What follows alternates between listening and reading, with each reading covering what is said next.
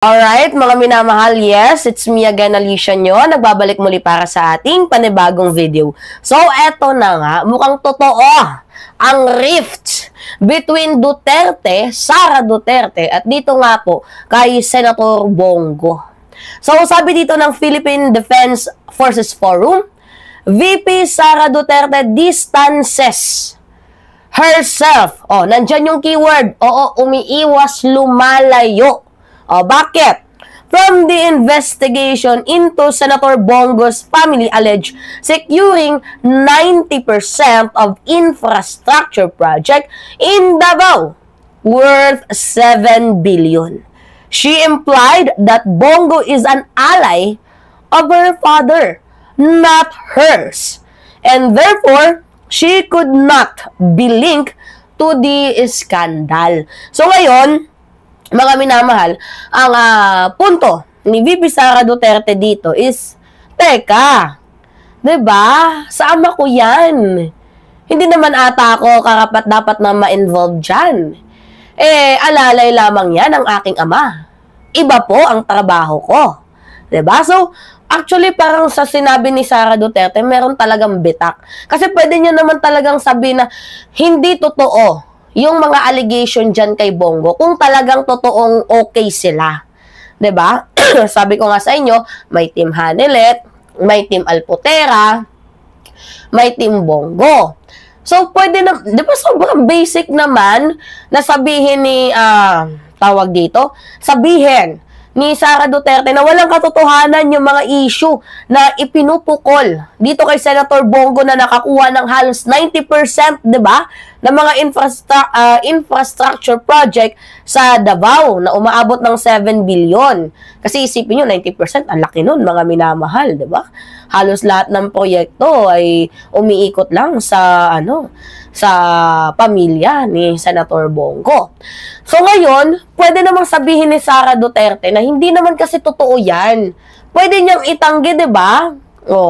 Kumakay ng ninyo, asan ebidensya ninyo, pwede niyang itanggi.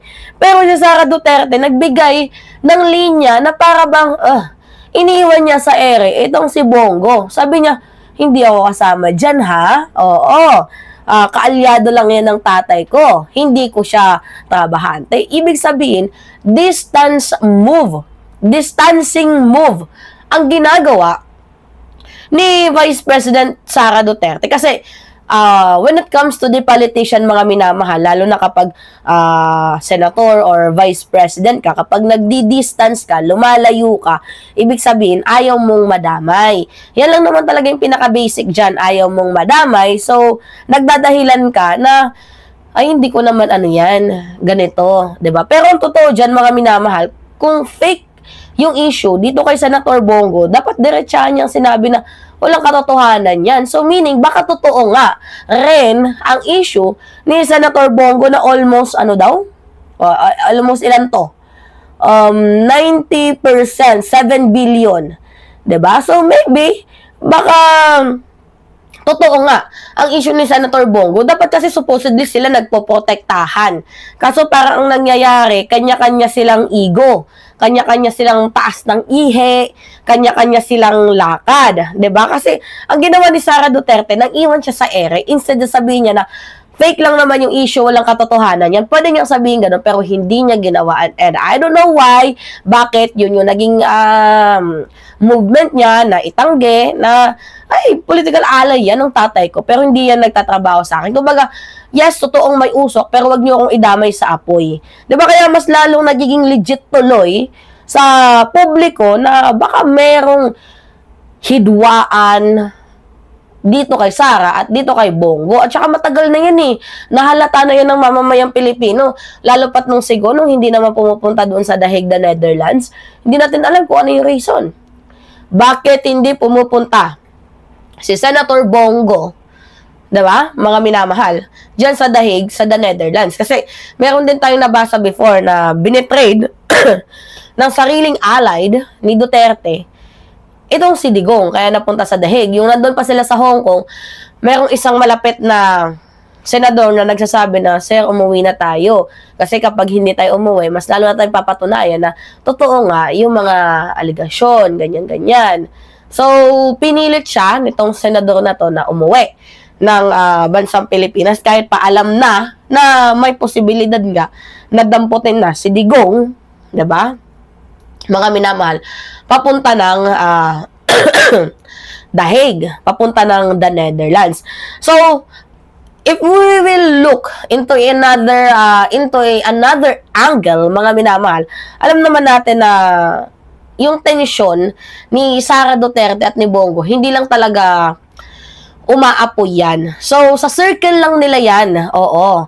Pero dahil nga po dito sa mga sagutan ni VP Sara Duterte, mas lalo nating nakikita na mukhang mainit na yung tension ni Bongo at ni Sara Duterte sa Team Hanilet at dito nga po kay Sara Duterte. Kung totoo nga na si VP Sara Duterte ay lumalayo dito nga po kay Hanilet at kay Bongo, ibig sabihin may bitak na. Hindi na solido ang Davao Block, 'di ba? Ibig sabihin yan, mga minamahal, hindi pare-pareho ang kanilang direksyon. Ibig sabihin parang survival mode, 'di ba? Kanya-kanya silang ligtas ng kanilang mga pangalan. Ang tanong dito tayo sa political damage control. Bakit kailangang i-distance ni VP Sara Duterte ang sarili niya? Sige nga, mga minamahal, tanong ko lang, bakit kailangang i-distance ni VP Sara Duterte ang sarili niya? Diba? May nag-comment, damage control. Siyempre, mga minamahal, damage control talaga yung unang maiisip natin. Kasi kapag lumalim ang investigasyon at totoo ngang nakinabang si Bongo sa 90% project sa buong Davao, ay baka pati siya madamay rin. Diba? So, iniingatan niya lang din ata ang kanyang sarili.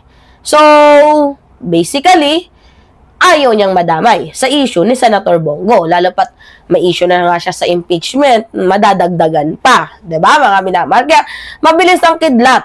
Kaya nga yung reaksyon ng mamamayang Pilipino, parang hindi nyo nakatakalyado itong si Bongo. Parang tinuring nyo lang siyang front sa panahon. Sorry, tumuloy yung laway ko. Ng ama niya. Diba? And napakalaking shift political landscape itong ginawang treatment ni Sara Duterte. Kasi ang akala natin, yung buong network ng Duterte, solid. Pero napansin natin na parang merong iba't ibang galamay. Isang katawan pero iba't ibang galamay na nagsisimula ng naghihiwalay-hiwalay. At parang ganitong nangyayari, ibig sabihin, parang may tinatago nga talaga. Hindi na fake news yan, hindi na chismis yan. Kung si VP Sara Duterte na mismo ang nagsalita at nagpalayo ng kanyang sarili at nilinaw na baka totoo yung aligasyon. Hindi lang ako, wag nyo lang akong idamay, 'di ba? Kasi hindi naman ako parte niyan. 'Di ba? Parang ganun yung gustong ipamuka ni Sara Duterte. Instead na ipagtanggol niya, ito nga pong kanyang kaibigan na si Senator Bongo. Ang pera ng taong bayan, mga minamahal, hindi po biro yan. 7 billion po yan. At kung totoo ngang 90%, mga minamahal, ang proyekto sa Davao na napunta sa isang pamilya lamang, hanggang dulo dapat wala ditong kinikilingan. Dapat may managot. At dito naman, kay Sara Duterte, kung gusto mong linisin ang pangalan mo, actually, ang pinakamaganda mong gawin, harapin ang mga investigasyon, hindi yung patago-tago at umiiwas ka. Dumidistansya ka. So, mga minamahal, let me know ano yung masasabi ninyo. Yes, alright. Mga minamahal, it's me again, Alicia nyo, nagbabalik muli para sa ating panibagong video. Maraming salamat at ingat, mga kababayan.